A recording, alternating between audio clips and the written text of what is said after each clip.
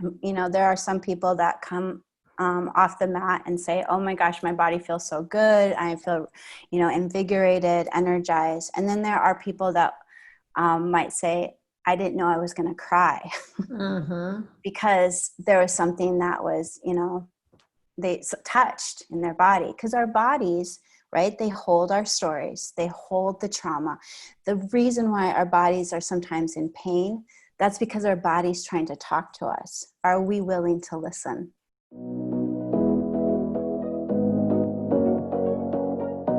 Hello, and welcome to the Art of Living Well podcast.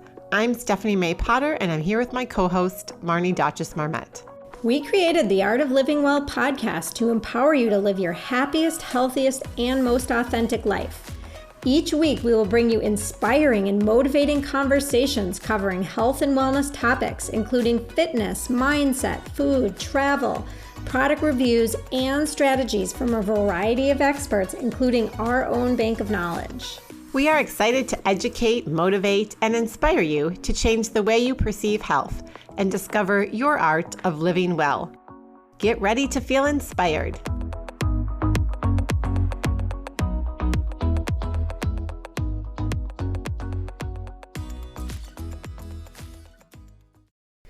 Hello, and welcome to episode 49 of the Art of Living Well podcast.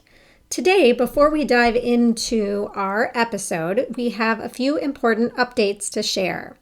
First of all, we want to let you know about our new book club that we're starting. We're so excited about it. It's going to be a quarterly book club. And the first book that we're reading is The Last Law of Attraction book you will ever need to read by Andrew Kapp. And he was on episode 45 of our podcast. And we were so inspired by him, and we were just really excited to dive into the law of attraction, have all our listeners learn more about it and experience it. And then we're having a discussion on November 12th at 11:30, and it's a free event. All the information is in the show notes, and you can sign up, and we would love to have you join us in our inaugural book club. The next order of business is that we have developed a new program after listening to a lot of feedback from our listeners and customers, clients. It's a new 30-day program called Thrive During the Holiday Season. And it's really about getting through the holidays with a group of like-minded people. We will be doing all kinds of things during this time. There'll be weekly emails with recipes, some guided meditations. There'll be a lot of support, help with meal planning and prep, accountability. There'll be some live video sessions, a couple recorded yoga classes, and just a lot of accountability, like I said before, with like-minded women.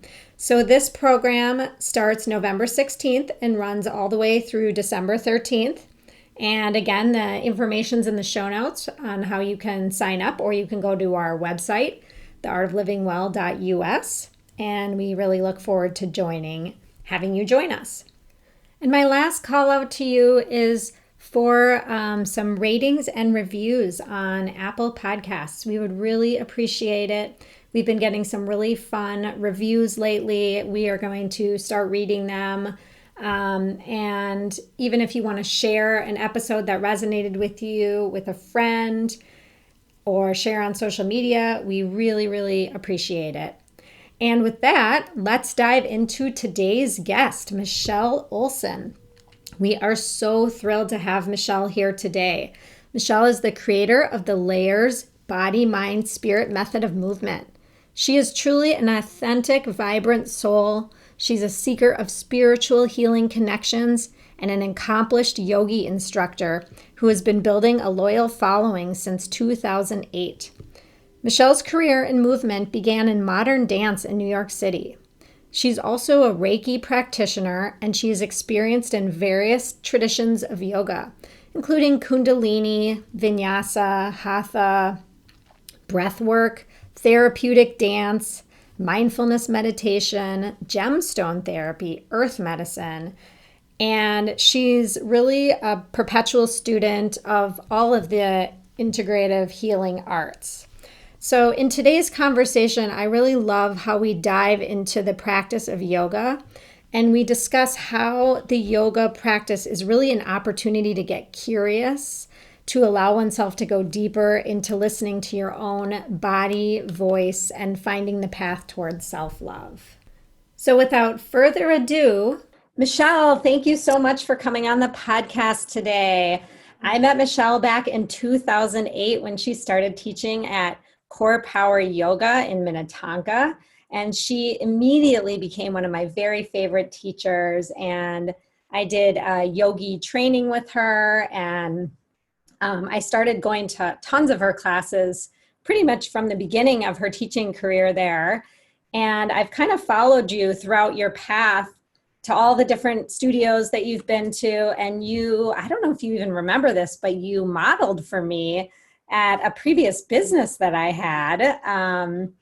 So that was kind of fun too. And anyway, Michelle, it's been so much fun watching you grow over the years and just kind of follow your yoga journey along with my yoga journey. And we would love to hear more about your journey, how you came to yoga to begin with. I believe you started out as a dancer, maybe even in New York City. So can you tell us a little bit about your path? Yeah. So, I'm actually, I was a dancer in New York for 5 years, danced professionally. And that's really what I wanted to do. I set my goals on just being this professional dancer, not wanting a family, not like being tied down, just having that freedom. Well, the universe had other plans for me. So got pregnant and decided that, I need to reset. So I spent like 8 years being a stay-at-home mom and really diving into what that was, like being with my kids, being present and putting myself aside. And so at the end of that 8 years, I started going a little crazy because I lost myself. And so what happened, and yoga wasn't something I was really practicing. I was going to the gym and I would sometimes do a yoga class, but I really didn't understand what it was. All I knew it was movement, and movement for me in my body. I just love to move. So there was something there that started to spark. Well, I decided to do a teacher training with Core Power. And this is in the old school days, when you're downtown Minneapolis. And going into that training was not the idea of teaching yoga at all. It was really to come back to myself because I'd lost myself in that whole motherhood and, not being selfish, but you learn a lot, right? You learn a lot. So, at the end of that training, which was actually a very intense and, a fast training, at the end of it, I was there's this voice that I hadn't heard for a long time.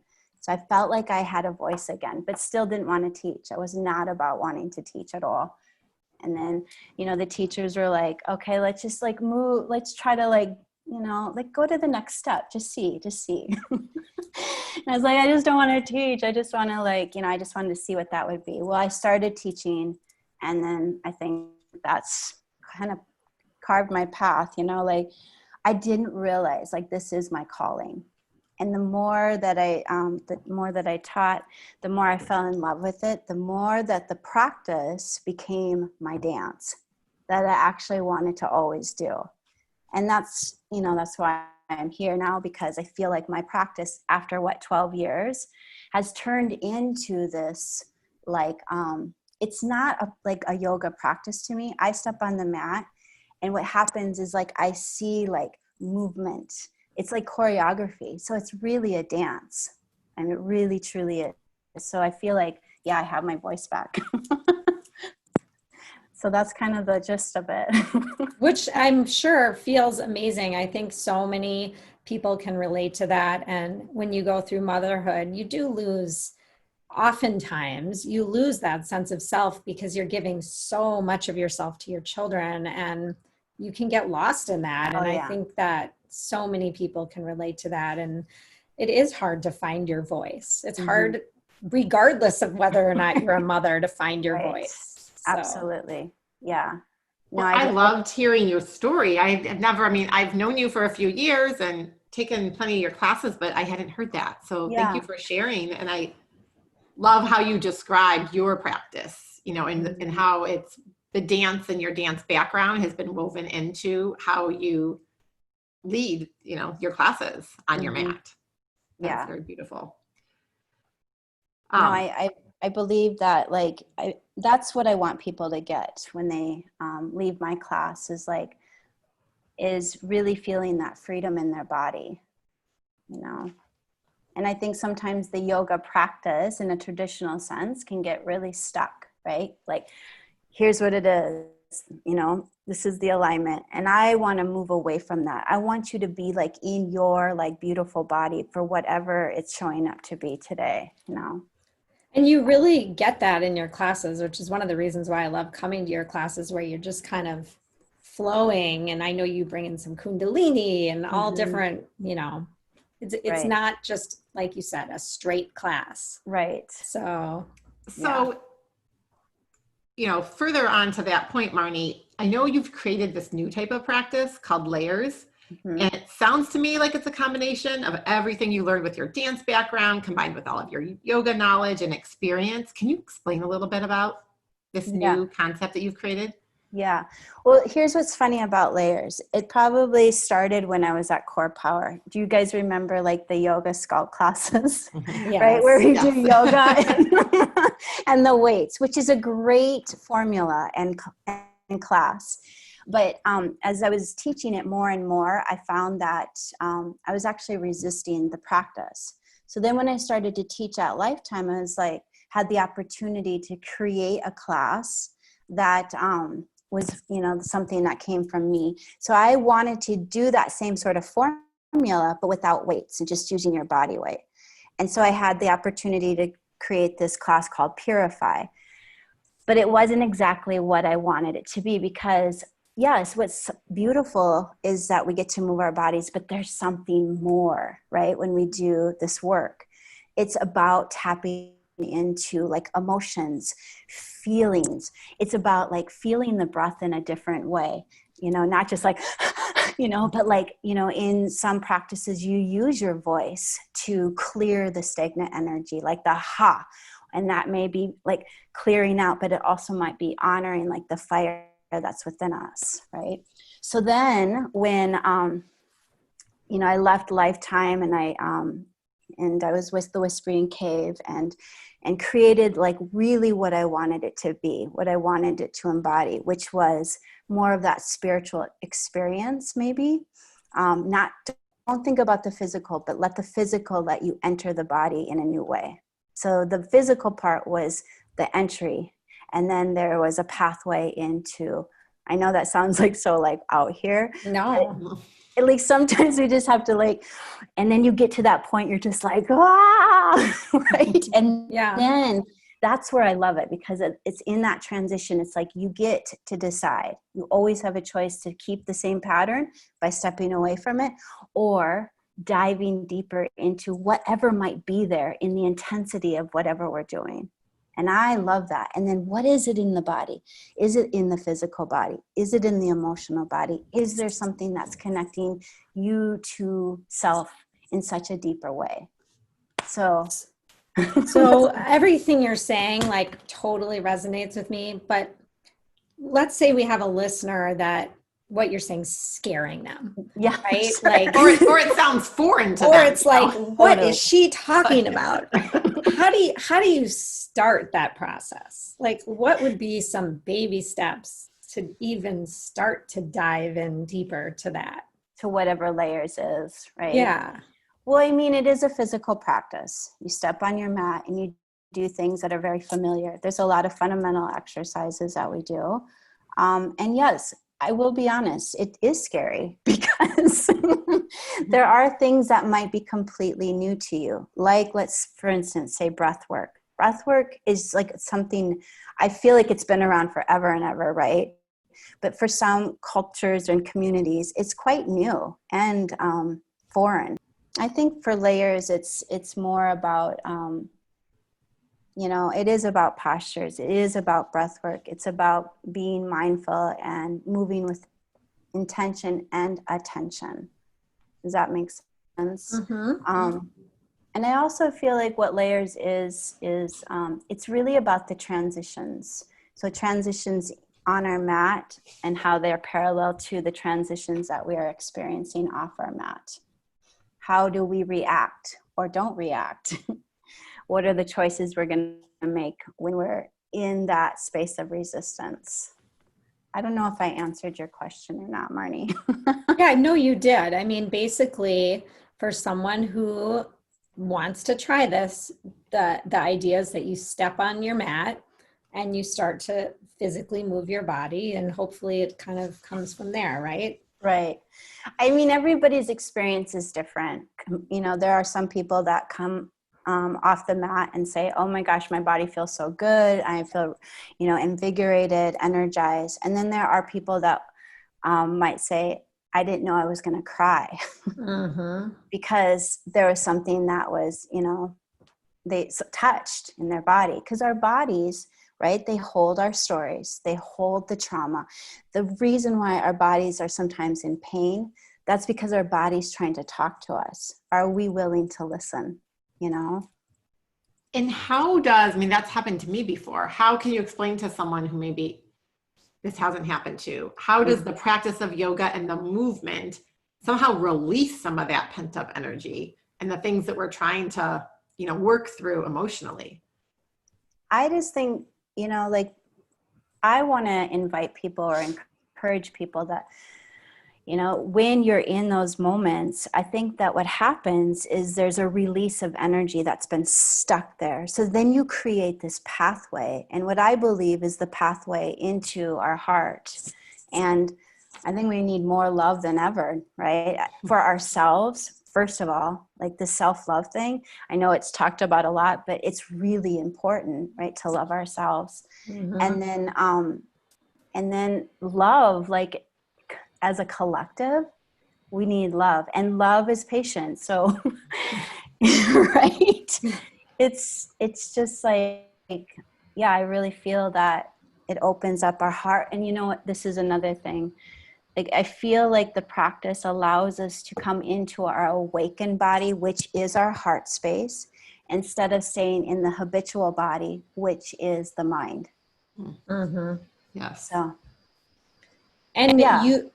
you bring some like song and chanting and om into that practice as well, right? Yes, sometimes we will, like, we'll bring in like some chanting, or we'll do like, I don't do so much om in that class, but there is sound that we'll do, like the ha. I love the ha because it's fire, and fire is all about transformation, so there's sound. Well, it's interesting because before I did my own yoga teacher training, I hadn't experienced a lot of using sound in a yoga class because many core power classes, they weren't doing that. And that's kind of where I started. But the sound really helps. I don't know how it helps, but I always love classes that incorporate the sound into the class. Yeah, I do too. I think that accessing like another part of our body, like the voice, which yeah, and that vibration. I mean, it's about the vibration, and again, the energy, right? That's shifting. Yeah. So would you say this is a good practice for any student of any level, or like someone brand new walking into yoga? Or I would say yes, because this is why, because I never tell people that they have to take it where might be taking it. There's levels. Like, I start at a level, then I add a level, and then maybe add another level. And you get to decide for yourself where you want to be. Like, and if you want to sit there, perfect. Because just even the energy around you, like, can be healing, right? From other people. Yeah. So when you said that you found your voice in yoga, what do you like? How did you find your voice? Well, I just felt alive. And I know that, you know, to some that might sound horrifying, but, you know, for me being at home, you know, and that wasn't my plan. So it was a very different experience for me. And I went through really, really dark, you know, times, and really found it hard to, you know, I think I held a lot of anger and frustration, and I mean, towards myself, maybe, I don't know. And I was sad. I was really sad. So when I had, you know, when I started to feel more open and alive, I was like, I can breathe again, right? Mm-hmm. And in all of it, really, I mean, it's, yeah, I've done a lot of healing. I've taken a lot of time. I released a lot of layers, and I put a lot of layers back on, to be honest with you. Yeah. And I love being a mom, don't get me wrong. But those, you know, when you don't even know, like, you know, in those first few years for me, it was really, really challenging. So to have something that I could call my own and no one else could touch at the time, like being on my mat, being on your mat is such a sacred space. Mm-hmm. So every time I would just be like, oh my gosh, oh my gosh, I don't want to leave this, you know, because you just would find so much about yourself again, or I would, and feel like I was feeling again. I was feeling things. I was able to like then express like some of the things that I've been sort of pushing down all those years. Which is so powerful. And honestly, I'm sure it's helped you become a better mom, you know, because So you much. found your own voice. Mm-hmm. And yes, you're a mom, but you're a person. You're Michelle, Yes, right? yeah. Well, I'm human. Yeah. And so like those Exactly. are very human experiences, right? It's hard. I mean, being a human is really, really hard, especially when you start to wake up and become more aware. Yeah. So. So what do you mean when you say, you know, a yoga practice is an opportunity to get curious? And maybe this like kind of stems along the conversation we just had about like finding your voice too. Well, I think what yoga does, and for a lot of people, I mean, I think at least in this culture, we step on our mat because of the physical. You know, we want to move our bodies. What I do think what happens after you're with the practice long enough, you start to discover like different things. You start to feel differently. You do get curious about other maybe modalities or other styles. And then, you know, then the momentum begins. Right? I mean, right, I don't know about you, Marnie, but once you did teacher training, didn't you were like, oh my gosh, the doors are open now. Yes. I mean, I just want to go to school continuously, right, and so many things. There's just not enough time for all the school I'd like to do. So, so yes, I would say the curiosity is, you know, huge. Right. Well, and I think you start to have a different conversation with your body. And again, that comes back to like listening to our body and its language and stories. I think there's something really powerful about that. Yeah. And what about Reiki? Like, I know you're involved in that. How did your path lead you into Reiki? And are you, I guess, do you call it practicing Reiki? I'm not sure. Do you do it on other people? I don't know how you say it even. And maybe tell our listeners what Reiki is. Well, it's really energy work, right? And I'm like, I do put hands on body, and I am a vessel for the person's like light and healing energy is really what it is. And we all can do Reiki.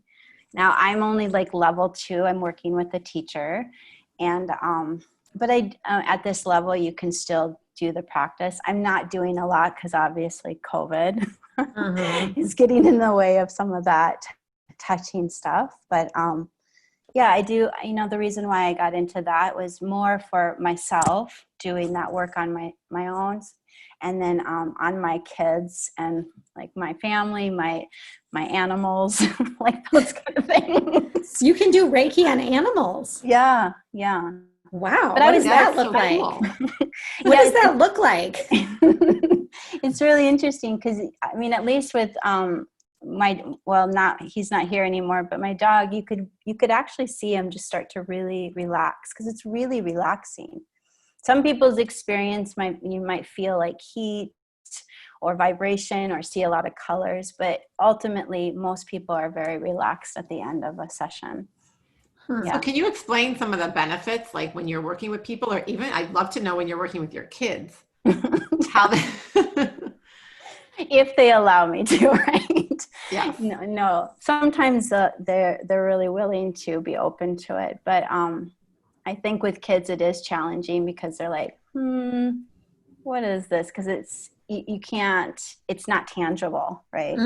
It's energy, but you just, again, this is where you have to trust yourself and just allow yourself to be open. So for my kids, I'm just, I just invite them, just be open, relax, let your mom just be here for you. And even if it's just that, and they get where I'm just holding them, that's great. Is a person lying on a table? They're lying. What is it? Yeah, they're lying on a table. And, I would think every practitioner probably does it a little bit differently. Some people just hover their hands. I really like touch. So, and I think the human body likes to be, touched, as we know. I haven't practiced it in a really long time because of just where we are.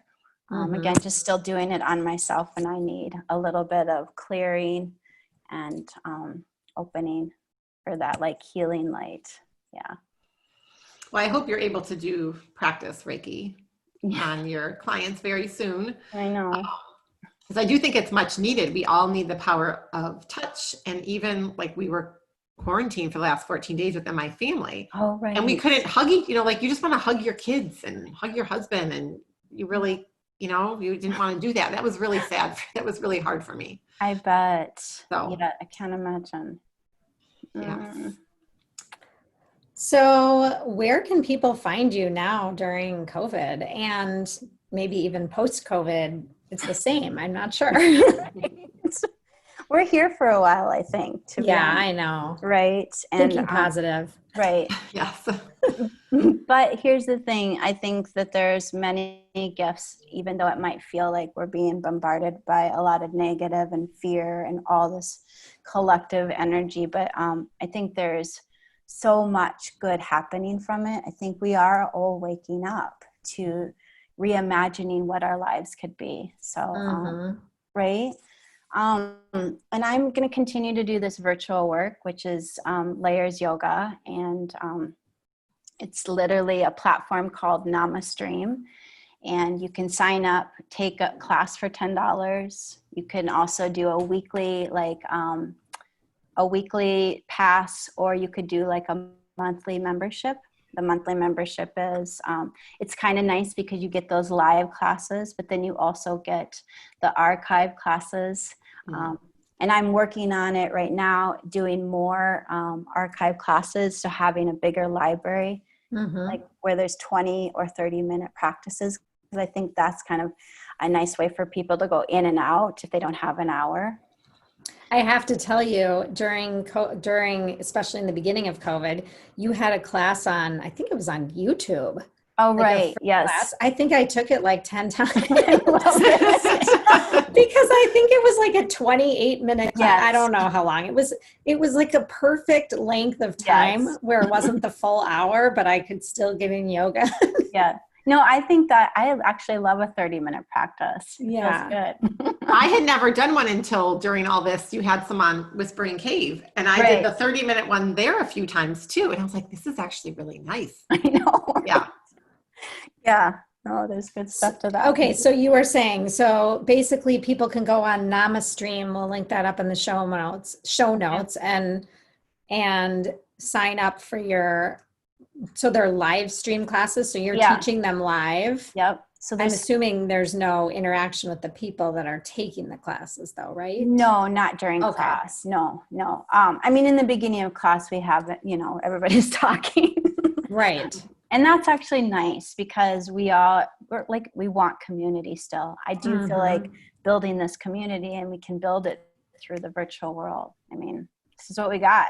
And you're doing outdoor classes. Outdoor as well. classes. And the outdoor classes are more of my layers signature class, class that we were talking about. But like layers yoga is still like that umbrella for all like the Hatha, Vinyasa, meditation, breathwork. Yeah. So good. Nama So you have stream, you're separate. doing everything. What's that? I'm sorry. So on your Nama stream, you're doing everything. Yes. Yeah. Okay. I didn't understand that. That's good to know. Yeah. Yeah. And you can go NamaStream or you can go to layersyoga.com as well and go through the website, and then it links you into the app and all that too. So you mentioned meditation. So you do some guided meditation as part of your membership too? Yes, so that is coming. Okay. I'm working on that. So hopefully by the end of the month, because this is really I only started this like 2 weeks ago. And so we're just trying to like put it all together now. So I feel like it's a journey, and let's like evolve together. Yeah. See what happens. So by the time this episode airs, your meditation will be long up and running. So people can subscribe. Yeah. This probably won't air till fall. So we'll be heading, into winter, and people are going to really need this. Yes. Exactly. Yes. Exactly. This is where we're at. This is our new normal for a while, right? And that's the thing, I think, too, with the virtual, it still gives you like a landing spot, I mean, I think we all need ritual in our lives, and ritual is so important because it is the pathway, from the mind into the heart, I believe. So it's really important, even if it is for 20 minutes, Absolutely. Well, Michelle, as we wrap up this conversation, our final question that we like to ask all of our guests is, what does the art of living well mean to you?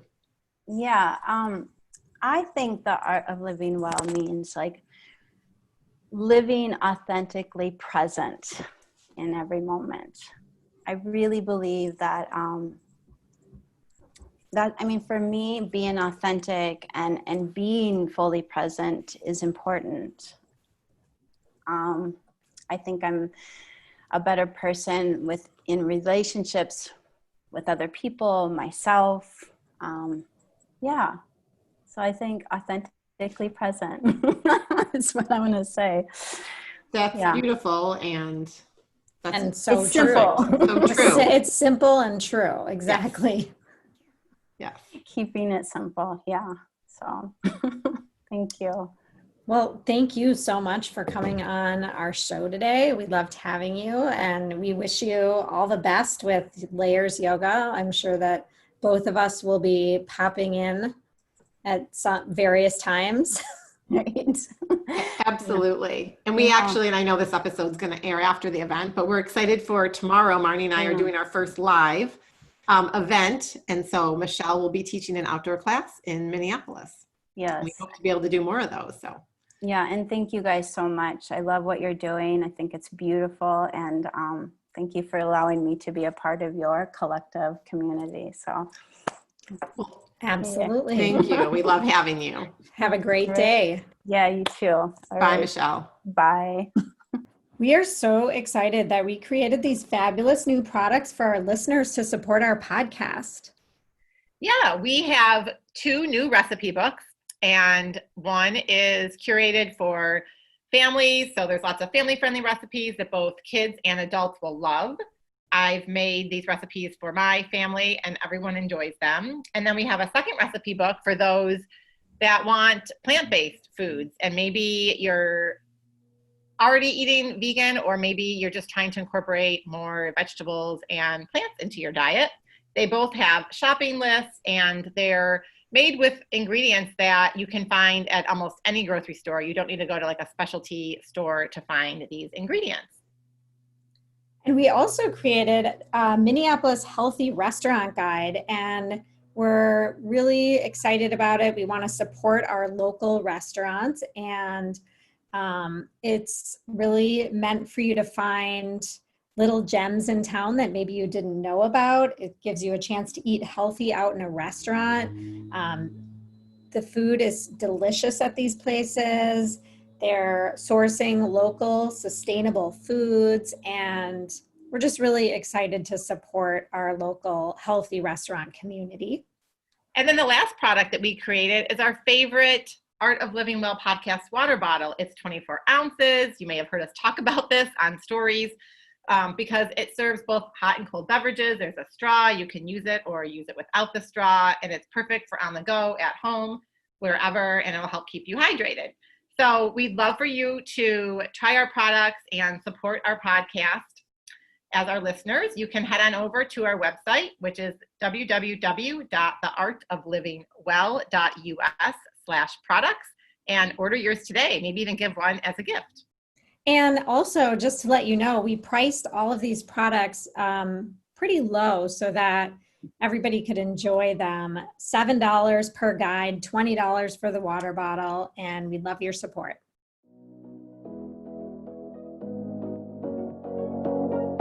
Thank you so much for listening to the Art of Living Well podcast. We are so grateful that you joined us today. If you enjoyed this episode, please share it with a friend or anyone else you think may benefit from this information. We'd love for you to subscribe to our podcast, leave us a review, and tag the Art of Living Well podcast on social media. If you want more inspiration in between episodes, you can find us on social media at theartofliving_well on Instagram and Facebook, where we will share snippets from our daily lives and our journey to living well.